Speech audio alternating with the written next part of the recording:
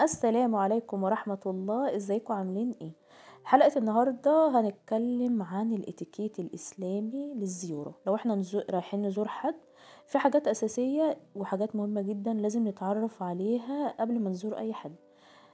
سواء بقى الحد ده قريبنا، صديقنا، معرفة، جارنا، أي حاجة.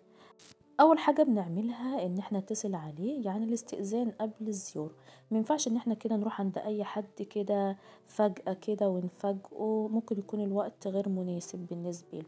يبقى اول حاجه بنعملها ان احنا بنستأذن، بنحدد ميعاد مناسب للزياره. الميعاد ده بيكون مناسب ليا ومناسب برضو للناس اللي انا رايحه لهم.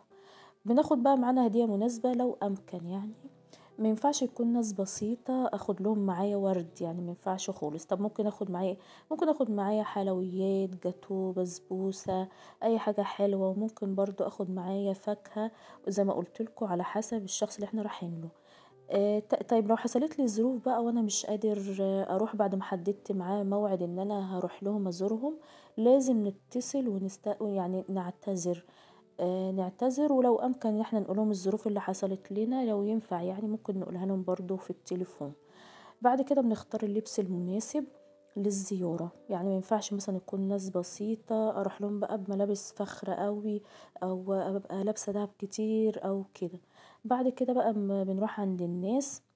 اول حاجة بنضرب الجرس 3 مرات، يعني بين كل مرة ومرة كده نستنى شوية، يعني ثانيتين 3 كده.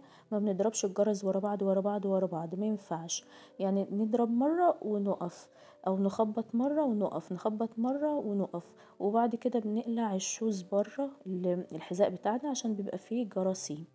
كده تمام. بعد ما يفتحوا لنا بقى وبندخل، اول حاجة بنسلم على اهل البيت. طبعا تحية الاسلام السلام عليكم، وبعد كده بنسلم على الناس اللي موجودة في البيت. طيب لو في اكتر من مكان في البيت ممكن نقعد فيه، ما بنختارش احنا المكان اللي هنقعد فيه، نستنى لما صاحب البيت يشاور لنا على المكان اللي هنقعد فيه، وبعد كده نبدأ ان احنا نقعد في المكان اللي هو حدده، مش اللي احنا نحدده. ويا ريت ما نقعدش قدام الباب، يعني مثلا لو في بيبان او حاجة في الصالة، في الريسبشن انتوا قاعدين فيه، ما نقعدش قدام الباب، نختار مكان مناسب. بعد ما قعدت والدنيا تمام، بحافظ بقى على هدوء المكان وعلى نظافة المكان. ما ينفعش اقعد ارمي حاجة في الارض او انقل حاجة من مكانها، بسيب الدنيا كده هادية ونضيفة وجميلة زي ما انا دخلت لقيت البيت. وما ينفعش كمان ان انا افتش في المتعلقات بتاعتهم الشخصية.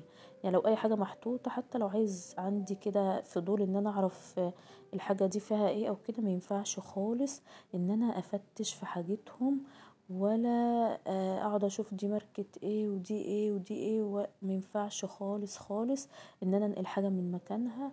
او لو مثلا كده تليفون محطوط، ما ينفعش كده بص اشوف هو التليفون ده نوعه ايه او بتاع مين. ما ينفعش خالص، لازم اقعد كده في مكاني ما مدش ايدي على اي حاجة او افتش في اي حاجة. وكمان ما ينفعش ان انا اتجول في المكان، يعني اقوم من مكاني اروح مكان تاني، او افتش زي ما انتم شايفين كده ام بوسي بتفتش في النيش اهي، عندها فضول، عندها حب فضول، راح تفتش في النيش بتاع الجيران بتوعها. اللي ما شافش حلقة ام بوسي يروح يشوفها، لو ممكن احطها لكم تحت في صندوق الوصف. ام بوسي الفضولة دي الجارة الرخمة، جايه تزور جيرانها بهدلتهم يعني. المهم خلونا في موضوع الحلقه بتاعتنا. مينفعش ان انا اتجول كده في قلب الشقه او في قلب المكان اللي انا قاعده فيه.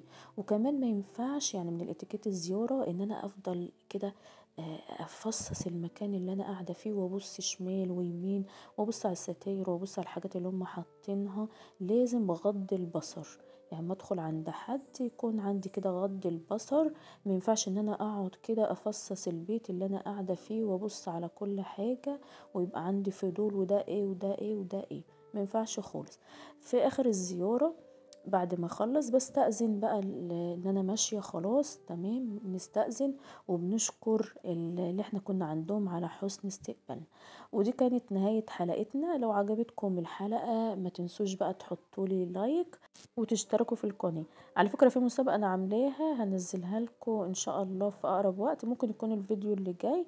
فتابعوني بقى وفعلوا زر الجرس عشان اللي هيحل المسابقة هيكون له ان شاء الله جايزة جامدة.